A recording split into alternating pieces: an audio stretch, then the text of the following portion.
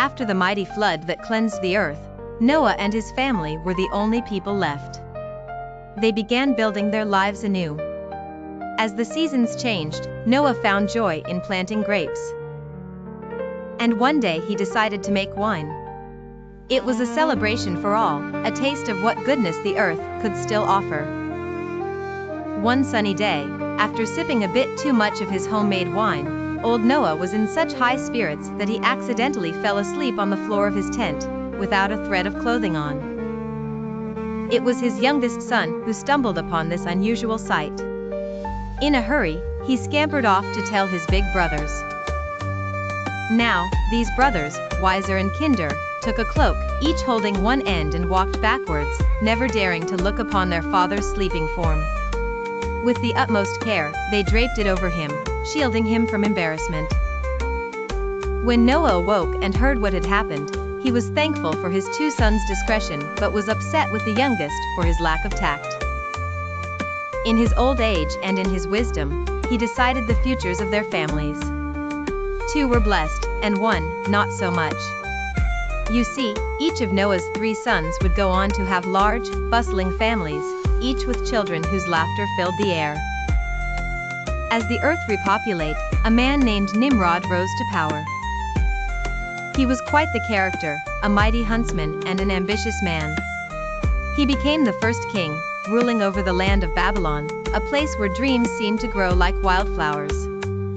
People of Babylon realized their potential was greatest when united, dreaming big and grand dreams about the heavens. So one day they said, "Let's build a tower so high, it touches the sky."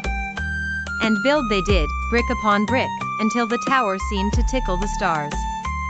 All this with the hope that they would stay together, as mighty a people as the tower they built. But up in the sky, God looked down and saw the tower rising. "My dear people," he thought, "they have forgotten my wish for them to fill the earth. If they stay here, what can they not do?" So, in one swift moment, God made everyone speak different languages. Imagine the confusion. "Could you pass me that hammer?" one would say, only to be answered with K. Everyone stood bewildered, unable to understand their closest friend. Naturally, the great tower's construction came to a sudden halt. The people grouped together, not by their dreams, but by their newfound tongues, waving goodbye to old friends as they ventured to faraway lands. The tower earned a new name that echoed through time, the Tower of Babel, which meant the Tower of Confusion.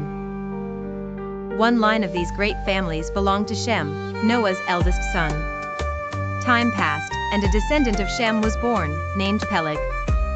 His very name spoke of new beginnings, of division, because during his time, the world itself was divided.